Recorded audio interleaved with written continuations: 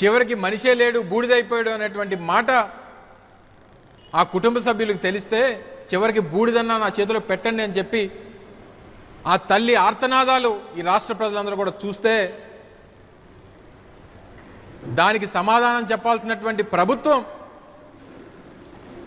తిరిగి కులాన్ని ఆపాదించి దీన్ని డైవర్ట్ చేసేటువంటి కార్యక్రమం చేస్తూ ఉన్నారు. దీని మీద ప్రతిపక్షంగా వైఎస్ఆర్ కాంగ్రెస్ పార్టీ ప్రశ్నిస్తే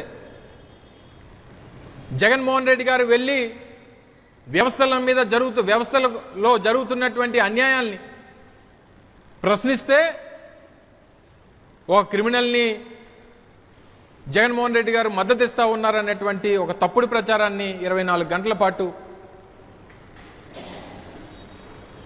వారి మీడియాలోని వారి పత్రికల్లోని ఒక తప్పుడు ప్రచారాన్ని నడిపారు. 24 గంటలు తిరగకముందే అదే కుటుంబ సభ్యుల్ని ముఖ్యమంత్రి ఇంటికి పిలిపించుకొని కూర్చొని మాట్లాడతాడు. మా నాయకుడు వెళ్ళి ఆ కుటుంబ సభ్యులకి ధైర్యాన్ని చెప్పి ప్రభుత్వాన్ని ప్రశ్నిస్తే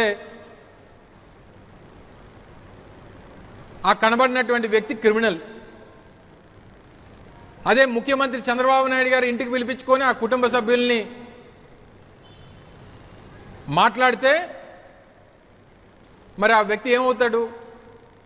సాధువు అవుతాడా? చెప్పాలి. ఈ రాష్ట్ర ప్రజలకి ముఖ్యమంత్రి సమాధానం చెప్పాలి. ఎక్కడో జగన్మోహన్ రెడ్డి గారు పుట్టినరోజుకో లేదా మరో నాయకుడి తాలూకు పుట్టినరోజుకో ఒక మేకపోతనేస్తేనో ఒక కోడినికొస్తేనో ఆ మేఘాల మీద ముందుకొచ్చి మీడియా ముందుకొచ్చి డీజీపీ స్థాయి వ్యక్తి దగ్గర నుంచి హోంమంత్రి వరకు మీడియా ముందుకొచ్చి కేసులు పెట్టి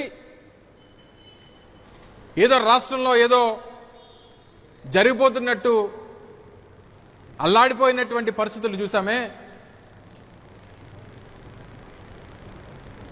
మరి ఒక మనిషి మీ పోలీస్ కస్టడీలో చనిపోయి ఆ మనిషిని బూడిద చేసేస్తే ఎందుకు డీజీపీ మాట్లాడరు? ఎందుకు హోంమంత్రి మాట్లాడరు? ఎందుకు ముఖ్యమంత్రి మాట్లాడరు?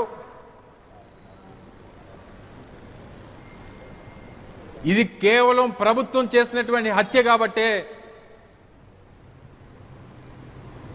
ప్రభుత్వం చేసినటువంటి హత్య కాబట్టే వీరెవరూ మాట్లాడట్లేదు.